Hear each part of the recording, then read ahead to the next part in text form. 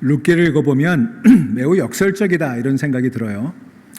엘리멜렉의 이름은 여호와는 나의 왕이시다 그런 뜻인데 그의 삶은 하나님이 왕이지 않았던 것 같아요. 그랬다면 그가 기근 때문에 고향을 떠나서 이방 땅 모압에 가서 살았겠습니까? 나오미 또한 나의 기쁨이란 이름인데 그의 삶을 들여다보면 도무지 기뻐할 일이라고는 찾아볼 수가 없습니다. 그래서 많은 주석가들이 또는 설교자들이 이 엘리멜렉을 이야기하면서 엘리멜렉이 하나님을 의지하지 못하고 그냥 믿음 없이 고향을 떠나서 이방 땅에 가서 살았기 때문에 하나님께서 그걸 싫어하셔서 그의 두 아들을 죽게 하시고 자손을 남기지 못한 거다. 보통 이렇게 설교를 해요. 글쎄요, 저는 꼭 그렇게 생각하지 않아요. 그래서 제가 지난번에 왜 엘리멜렉이 고향을 떠나야 했는지, 그 과정에서 무슨 일이 있었을지 상상력을 동원해서 소개한 바가 있습니다. 그건 전적으로 상상이니까 꼭 그랬다고 얘기할 수는 없겠지만 아무튼 엘리멜렉의 일은 이 고향 사람들에게 뭔가 깨름직하고 그리고 마음 불편한 그런 일을 남겼음에 틀림이 없습니다. 그래서 이 엘리멜렉의 이름이 다시 거론되는 순간 친족들, 이 고향 사람들은 상당히 부담을 느꼈던 것 같아요. 그런데 특별히 3절에 보면 보아스가 이 이야기를 거론을 하면서 엘리멜렉을 가리켜서 뭐라고 부르죠? 우리 형제 엘리멜렉 그랬어요. 우리 형제 엘리멜렉. 비록 엘리멜렉이 사연이 있어서 고향을 떠났지만 그리고 원수처럼 여기는 모압 땅에 가서 살았지만 그리고 그 과정 속에서 무슨 일이 있었든지 그는 우리의 형제, 우리는 그의 친족이란 얘기예요. 여러분, 형제라고 하는 말은 단지 피를 나눴다는 그런 친족의 의미만 있는 게 아니라 실은 책임지는 존재라는 뜻이 있어요. 누가 형제예요? 서로를 보듬고 책임지는 게 형제예요. 제가 전에도 한번 소개한 일이 있는데 브래드 피트가 아주 젊은 시절에 주연했던 영화 어크로스 더 트랙, 경주장에서라는 영화가 있습니다. 주인공 동생 조는 모범생이에요. 공부를 잘하고 또 육상도 잘하는 모범생 동생과 소년원에서 막 출소해서 복학한 형 빌리가 같이 육상을 합니다. 그런데 알고 보니까 형이 더 육상에 뛰어난 거예요. 그러니까 어느 날 어머니가 형 빌리를 부릅니다. 그러면서 이렇게 얘기하는 거예요. 이번 대회를 네가 포기해라. 왜냐하면 너야 우승해도 특별히 건질 게 없지만 동생 조는 이번에 우승하면 그 경력을 가지고 스탠포드에 장학생으로 갈 수 있으니까 네가 동생 위해서 양보해라. 이렇게 얘기를 하는 거예요. 형 빌리는 속이 상했어요. 늘 공부 잘하는 동생만 싸고 도는 어머니, 안 그래도 불편했는데 그런 얘기를 듣는 순간 그렇게 못하겠노라고 소리를 치고 집을 뛰쳐나갑니다. 그리고 며칠 후에 마침내 대회가 열렸습니다. 형 빌리와 동생 조가 앞서거니 뒤서거니 선두로 달려나가죠. 누가 이겼을까요? 동생이 이겼어요. 동생이 우승을 하고 사람들이 몰려들어서 축하하고 환호하는 그 순간 형 빌리는 조용히 경기장을 빠져나갑니다. 그때 동생 조가 경기장을 빠져나가는 형을 쫓아와가지고 형에게 이렇게 얘기합니다. Why did you slow down for the last few yards? 형, 사람들은 모르지만 난 알아. 왜 마지막에 속도를 늦춘 거야? 그때 형 빌리가 동생 조를 빤히 쳐다보면서 이렇게 대답합니다. 왜냐고? Why? Because we are brothers. You are my brother. 왜 그랬냐고? 우린 형제니까. 넌 내 동생이니까. 여러분, 하나님은요, 우리에게 형제를 돌보라고 요청하세요. 가인이 내가 동생을 돌보는 자이니까 그게 죄예요. 돌봐야 되는 책임을 남의 것이라고 생각하고 내 것이 아니라고 얘기하는 거, 그게 죄예요. 여러분, 하나님의 헤세드는 어느 날 하늘에서 뚝딱 떨어지는 게 아니에요. 하나님은 당신의 헤세드를 이룰 손과 발을 원하세요. 하나님 영이시니까 그 영이신 하나님의 헤세드에 손과 발이 되어주도록 우리를 초청하고 계시는 거예요. 그게 형제의 책임이에요. 보아스는 지금 그 기업물을 책임을 지닌 그 아무개, 그리고 거기에 같이 있는 장로들에게 엘리멜렉은 우리의 형제예요. 우리가 어떻게든지 그걸 책임져야 합니다. 그걸 지금 다시 리마인드 해주고 있는 거예요.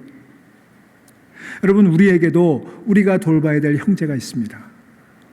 북한 동포들은 우리의 형제 자매들입니다. 우리가 지난 80년간 서로 총뿌리를 겨누고 으르렁거리고 싸워왔지만 그러나 우리에게 그들은 형제요 자매예요. 이념의 문제가 아니에요. 그들을 끌어안는 일이 얼마나 부담스럽고 힘든 일인지 그것도 문제가 아닙니다. 우리는 동포고 우리는 형제 자매예요. 우리가 도와야 되는 거예요. 또 우리처럼 이 땅에 이민자로 와서 주로 우리 한인들 밑에서 허드렛 일을 하면서 힘들게 살아가는 우리 라티노, 그들도 우리의 형제들이에요. 우리가 그들을 하대해야 될 아무런 자격이 없어요. 우리가 뭐라고 그들을 하대합니까? 같은 이민자고 특별히 이 시대에 서로 어렵게 살아가는 그런 처지에 서로 위하고 보듬 안아야 되지 않겠어요? 여기 4절 보세요. 내가 여기 앉은 이들과 내 백성의 장로들 앞에서 그것을 사라고 내게 말하여 알게 하였노라. 여기 내게 말하여 알게 하였노라 이렇게 번역을 했는데 원문에 보면 아제네카라는 단어가 들어있어요. 이게 뭐냐면 귀라는 뜻이에요. 그러니까 귀를 열어 알게 하겠다 그런 뜻이거든요. 여러분, 귀를 열어야 돼요. 귀를 열어서 형제의 소리를 들어야 돼요. 제가 이 설교를 준비하면서 나도 귀를 닫고 살았구나 회개했어요. 아내의 목소리에, 아이들의 목소리에 귀를 닫고 살았더라고요. 가장으로 열심히 한다고 했지만 나 혼자 열심히 부살하기만 했지 정작 그들의 소리에 귀를 기울이지 못했어요. 저는 또 교인들의 소리에도 귀 기울이지 못했습니다. 설교자랍시고 제가 할 말만 했지 교인들이 무슨 생각을 하는지 어떤 아픔이 있는지 잘 듣지 못했던 것 같아요. 여러분, 열심히 한다고 다인가요? 같이 가야 되는 거예요. 그러기 위해서 귀를 열어야 되는 거예요. 들어야 되는 거예요. 여러분, 생각해 보세요. 열심히 갔는데 가다 보니까 내 주변에 다 없어요. 아이들을 위해서 열심히 달렸는데 가다 보니까 아이들 다 떨어져 버렸어. 나 혼자예요. 아프다고, 힘들다고, 조금 쉬었다 가자고, 더디 가도 좋으니까 함께 그냥 그 자리에 좀 있자고 그렇게 소리치는 걸 듣지 못하고 혼자 막 앞서간 거예요. 여러분은 어땠나요? 여러분은 남편에게 귀 기울이셨나요? 가장의 책임을 다하느라 허리가 휘고 고된 삶에 지쳐 혼자 끙끙 신음을 할 때 여러분 그 소리에 귀 기울이셨어요? 왜 남들처럼 더 빨리 가지 못하느냐고, 왜 남들처럼 더 높이 올라가지 못하느냐고 혹시 그렇게 추궁하지는 않았나요? 아내에게 남편들은 귀를 기울이셨나요? 아내로, 엄마로 안팎의 이중의 일을 감당하느라 힘들고 그러다가 나이 들면서 신체적인 변화가 생겨와서 힘들다고 얘기하면 면박을 줬잖아요. 더 어려울 때도 잘 살더니 왜 이제 살만하니까 헛소리 하냐고 그러고 면박 주기가 일쑤였잖아요. 자녀들이 이미 내세로 살아가면서 정체성의 위기를 겪고 사춘기를 겪을 때 그 아이들의 소리에 귀 기울이기보다는 내가 너희들을 위해서 얼마나 희생했는데 이만하면 얼마나 좋은 환경인데 왜 그러느냐고 그렇게 아이들을 윽박지르진 않았나요? 여러분, 귀를 여시기 바랍니다. 배우자의 소리에, 자녀들의 소리에 귀를 여세요. 옆에서 잠든 남편, 아내 코 고는 소리만 듣지 마시고 그 한숨소리, 그 신음소리에도 귀를 좀 여세요. 여러분, 우리 하나님은 우리의 작은 신음에도 응답하시는 하나님 아니십니까? 우리의 작은 몸짓에도 주목하시는 하나님이시잖아요. 보아스는 지금 그 기업물을 책임을 가진 아무개와 성읍 장로들에게 형제에 대한 책임, 하나님의 헤세드의 부르심에 대한 응답을 거론하면서 귀를 열라고 호소하고 있는 거예요. 귀를 열어 알게 하겠노라. 그런데 그 사람들은 귀를 닫고 싶었어요. 여러분, 귀를 닫으면 손이 할 일이 없어지는 거 아세요? 이제 이 아무개의 처지가 난처해졌습니다. 베들레헴의 장로들과 성읍 주민들이 모여서 그의 입에 주목합니다. 보아스는 율법을 들먹거리고 그리고 그 가족의 책임을 이야기하면서 압박을 했죠. 위신을 생각한다면 차마 거절할 수는 없는 일이었어요. 그래서 그가 결국 마지못해 대답합니다. 4절 마지막에 보면 그가 이르되 내가 물으리라 하는지라. 이 얘기를 듣고 거기 있던 성읍 장로들 또 주민들은 반응이 다양했을 거예요. 아, 다행이다. 고개를 끄덕거리는 사람이 있는가 하면 뭔가 못내 못마땅해서 고개를 잘래절래 흔드는 사람도 있었겠죠. 그리고 과연 그럴 수 있을까? 반신반의하는 사람이 있었을 거예요. 그리고 또 어떤 사람이 있었을 줄 아세요? 지금 뭐라고 그랬어? 지금 뭐라고 그랬어? 그렇게 물어보는 사람이 있었을 거예요. 교회도 그렇죠. 남들 다 알아들었는데 뭐라고 그랬어? 그러는 사람. 그러면 보아스는 어떤 반응을 했을까요? 아, 잘 됐다. 안도의 한숨을 내쉬었을까요? 아니면 이거 아닌데?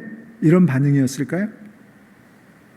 이게 보아스가 생각했던 최선의 결과였을까요?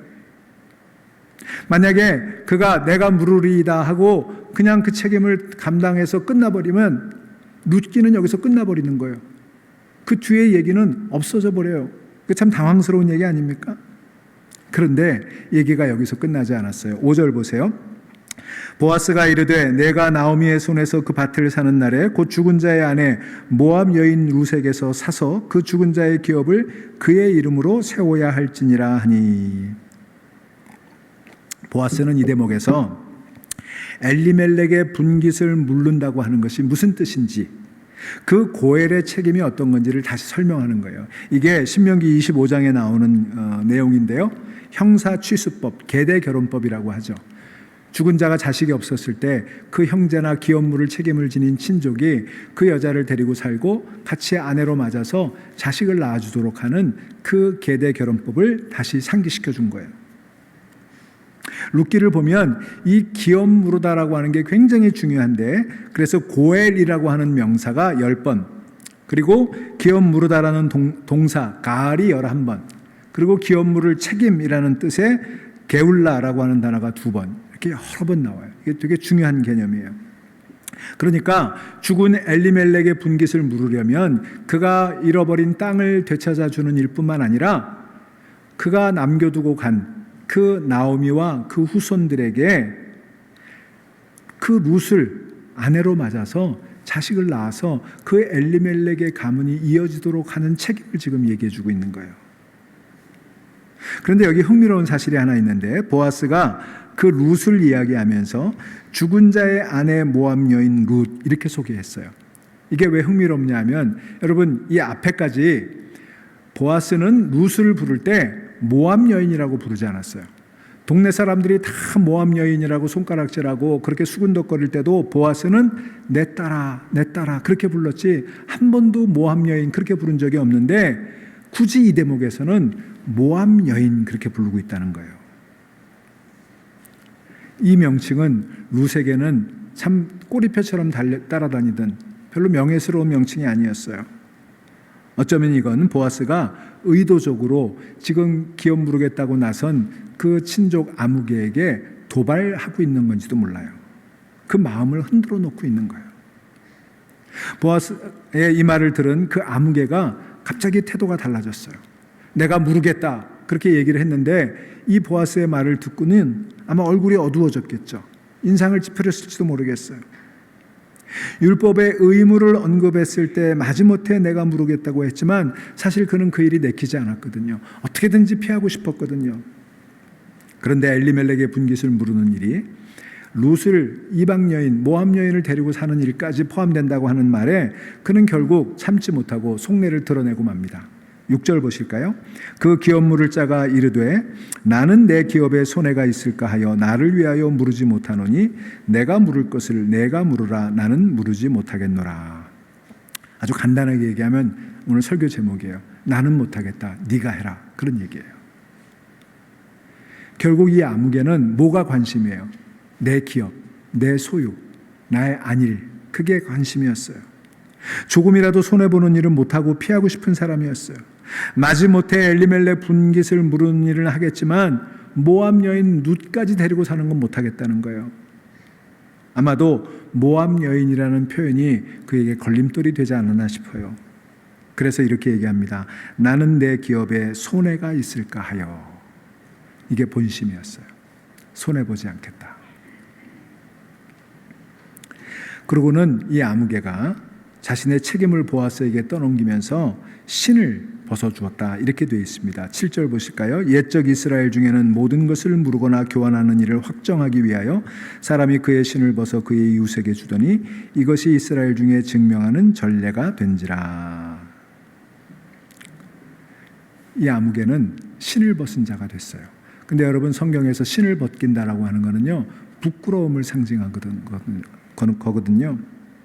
그러니까 자기 권리를 포기했어요.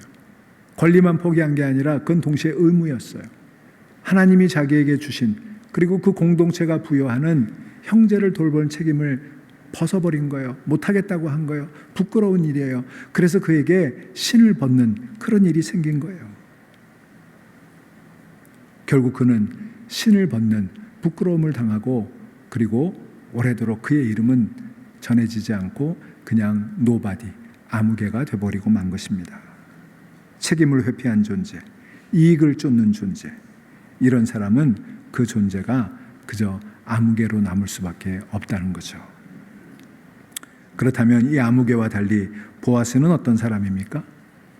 그는 자신의 분깃, 자신의 이름, 자신의 복지에 전전긍긍하지 않았어요. 그는 엘리멜렉과 그가 남기고 간 두 과부 나오미와 룻의 삶에 관심이 있었어요.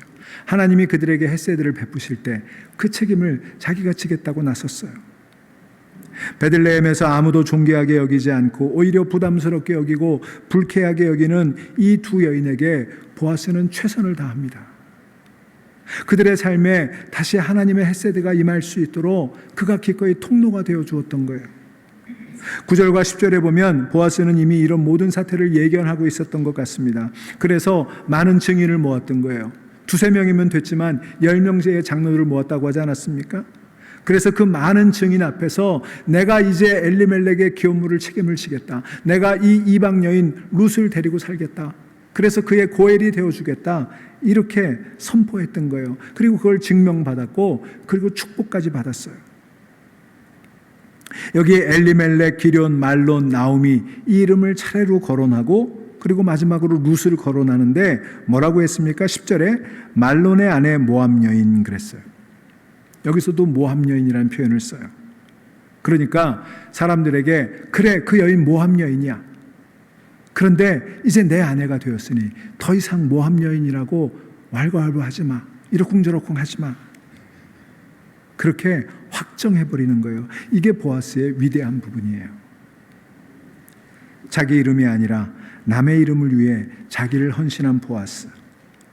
이스라엘의 역사는 그의 이름을 오래도록 기억하고, 그리고 우리는 그를 예수 그리스도의 예표로 지금 기억하고 있는 것 아니겠습니까?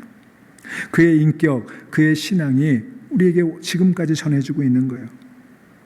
그리고 그가 세워주고 싶었던 엘리멜렉의 이름도, 그가 구원해 주려고 했던 나오미와 룻의 이름도 지금까지 성경에 기록돼서 우리에게 전해지고 있는 거예요. 놀라운 일 아닌가요? 여러분, 우리에게 아무개로 남을 것인가? 그 이름이 오래도록 기억될 것인가? 그 선택이 놓여 있습니다. 1800년대 말에 토마스라는 영국의 선교사가 있었습니다. 앞길이 촉망받는 젊은 목사였는데 그는 아무도 주목하지 않는 미지의 나라 조선으로 떠나기로 마음을 먹었습니다. 갓 결혼한 그는 헌신적이고 순종적인 아내 캐롤라인과 함께 먼저 중국으로 갔습니다. 근데 안타깝게도 중국에 가서 얼마 지나지 않아 이 캐롤라인이 풍토병에 걸려 죽고 말았어요. 본국에서는 슬픔에 빠진 토마스를 귀국하라고 명령했지만 토마스는 거절하고 북경으로 건너가서 조선 선교의 날이 열리기를 기다렸습니다. 그러다가 마침내 기회가 왔는데 미국 상선 제너럴 셔먼호가 평양으로 간다는 소식을 듣고 그 배에 승선을 합니다. 그때 그에게는 한자로 된 성경책 몇 권이 들려 있었습니다. 제너럴 셔먼호가 대동강을 거슬러 올라갈 때 조선 광군은 이를 저지했고 솔가지에 유황을 뿌려 배에 쏘아 배에 불이 나버렸어요. 불을 피해 물로 뛰어든 이 선원들을 군졸들이 죽였죠. 토마스 선교사도 필사적으로 그 배에서 뛰어내렸는데 그는 그때 가지고 온 성경책을 들고 있었습니다. 간신히 무태오른 토마스 선교사를 발견한 사람은 박춘권이라는 이름의 군졸이었어요. 그때 토마스 선교사는 성경책을 그에게 내밀며 무릎을 꿇었습니다. 실은 그가 기도하기 위해 무릎을 꿇은 건데 박춘권은 그가 살려달라고 애원하는 줄 알았어요. 하지만 그는 토마스를 죽이고 말았습니다. 조선 선교를 간절히 열망하던 토마스 선교사는 조선 땅에 발을 내딛자마자 죽임을 당하고 복음 한번 제대로 전하보지 못하고 그의 인생은 끝이 나버렸죠. 그런데 그를 죽인 박춘권, 그는 돌아가는 길에 마음이 불편했어요. 토마스 선교사가 기도하기에 무릎 꿇은 것을 살려달라고 애원했던 것으로 생각하고 그렇게 애원하는 사람의 얼굴이 떠오른 거예요. 그는 뭔가 알 수 없는 힘에 이끌려 토마스 선교사가 내밀었던 그 성경책을 집으로 가지고 돌아와서 읽기 시작을 했습니다. 그 책을 읽다가 박춘권은 가슴을 내리치며 회개하고 그리고 예수를 믿게 됩니다. 그 박춘권이 후에 평양 안주교회의 영수가 되었어요. 영수는 지금으로 치면 장로에 해당되는 그런 직분이죠. 그리고 그가 조카 이영태에게 복음을 전했고 이영태는 숭실학교를 졸업한 이후에 남장로교회, 우리 교단의 전신이죠, 레이놀즈 선교사의 조사가 되어서 한국인 성경 번역위원이 되어서 성경을 번역하는 일에 헌신을 했습니다. 놀라운 일 아닙니까? 근데 그뿐이 아니었어요. 셔머너가 불타는 광경을 목격한 이들 가운데 12살 된 최치량이라는 소년이 있었습니다. 그는 우연히 토마스 선교사가 던져놓은 세 권의 성경책 가운데 한 권을 가지고 돌아와서 그가 알고 있는 영무주사 박영식이라는 사람에게 그 책을 전달합니다. 그리고 박영식은 그 책을 쓸모없다고 생각해서 한 장씩 뜯어서 벽지로 발라버렸어요. 후에 최치량이 우연히 그 박영식의 집에 갔다가 그 도배된 성경책을 읽고 그가 기독교인이 됩니다. 그리고 그 성경책이 도배됐던 박영식의 집은 나중에 평양 최초의 교회인 널다리골 예배당이 되었어요. 여러분 생각해 보세요. 토마스 선교사는 허무하게 이 땅에 발을 딛자마자 죽임을 당했습니다. 하지만 그의 죽음은 결코 헛되지 않았습니다. 그가 죽음으로 심은 선교의 씨앗은 놀랍게 꽃이 피어서 거기서 수많은 교회 지도자들이 나오고 그로부터 교회가 세워지고 한국 기독교는 역사에 찾아보기 어려운 자생적인 기독교로 성장하게 되었던 거예요. 제가 이 토마스 선교사의 얘기에 다시 관심을 갖게 된 건, 그리고 최치량, 박춘권 이분들에게 관심을 갖게 된 건 물론 오래전에 한국교회사를 통해 알고 있는 이야기였지만 2년 전에 우크라이나에 갔을 때 그곳에 저를 안내했던 파벨이라는 루마니아 목사님 때문이었어요. 이 파벨이라는 루마니아 목사님은 지금 루마니아에서 선교하고 계시는 정홍기 선교사님을 통해 이 토마스 선교사의 얘기를 듣고 감동했다고 저에게 얘기합니다. 그래서 자기도 언젠가 그렇게 하나님을 위해 복음을 위해 헌신했으면 좋겠다. 토마스 선교사처럼 북한에 가면 좋겠다. 그 꿈을 품기 시작을 했어요. 그리고 우크라이나가 전쟁이 나니까 우크라이나에 전달할 성경책을 1000권을 준비했는데 제가 마침 우크라이나에 들어간다고 하고 자기가 안내를 하게 되니까 그 책을 가져가자고 해서 제가 우리 교회 이름으로 그 책을 구입하고 그리고 우크라이나에 전달하게 되었죠. 파벨 목사님은 지금도 루마니아에서 북한 선교할 날을 기다리며 선교를 준비하고 있습니다. 100여 년 전에 대동강변에서 허무하게 희생한 토마스 선교사, 그의 죽음은 한국의 기독교를 꽃피웠을 뿐만 아니라 먼 땅 루마니아에 있는 한 목사를 평양을 품고 북한을 품고 지금도 기도하고 선교를 준비하는 그 길을 열어주었지요. 오늘 본문에 나오는 아무개는 사실은 위대한 왕 우리 주 예수 그리스도의 족보에 남을 엄청난 기회 앞에 놓여 있었습니다. 그러나 그는 자신의 이름의 분깃이 너무 소중한 나머지 자신을 비워내는 일을 두려워했습니다. 그토록 자신의 명성과 기업을 남기려고 발버둥 쳤던 그는 결국 성경에 아무개로 남고 말았어요. 그러나 하나님의 역사에 이름을 남기지 못한 그 아무개와는 달리 보아스는 놀랍게도 지금까지 예수 그리스도의 족보의 이름이 오르고 그 명품 신앙을 우리가 기리는 그런 존재가 되었습니다. 사랑하는 여러분, 저와 여러분 역시 하나님의 역사에 이름을 남길 수 있는 기회 앞에 설 때가 있을 것입니다.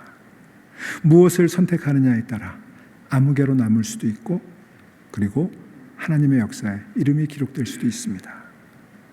하나님의 역사에 이름이 기록된다는 건 세상에서 어떤 업적을 남기는 것과는 다른 것입니다. 세상은 승자만을 기억합니다. 하지만 하나님의 역사는 귀를 열고 사는 사람, 누군가의 신음소리에 귀를 기울이는 사람, 자신의 이익과 명성보다는 주어진 책임을 외면하지 않는 사람, 공부 잘하는 조만이 아니라 공부 못하지만 문제아였지만 소년원을 갔다 왔지만 동생을 위해서 We are brothers, you are my brother라고 얘기하고 동생을 위해서 마지막 순간에 자기의 다름질을 줄여줄 수 있었던 그런 사람, 그런 사람이 하나님의 역사에 기록되지 않을까요? 그런 사람이, 그 하나님의 부르심에 응답한 사람이 하나님 나라의 승자가 될 것입니다. 영어에 responsible이라는 단어가 있죠. 응답하다라는 response와 할 수 있다는 able이 합쳐진 단어입니다. 책임 있는 사람. 책임 있는 사람은 누군가요? 응답하는 사람이에요. 하나님은 저와 여러분에게 응답하고 반응하며 살라고 명령하십니다. 그러니 아무쪼록 작은 이익, 내 명성, 내 안위를 주목하지 말고 하나님의 부르심과 이웃들의 부름에 귀 기울이며 반응하며 살아가는 저와 여러분들, 그래서 보아스처럼, 토마스처럼, 아니 그렇게 큰 인물이 되지 못할지라도 하나님의 작은 부르심에 응답해서 하나님께 착하고 충성된 종으로 기억되는 우리 모두가 될 수 있기를 주의 이름으로 간절히 축원합니다. 기도하겠습니다.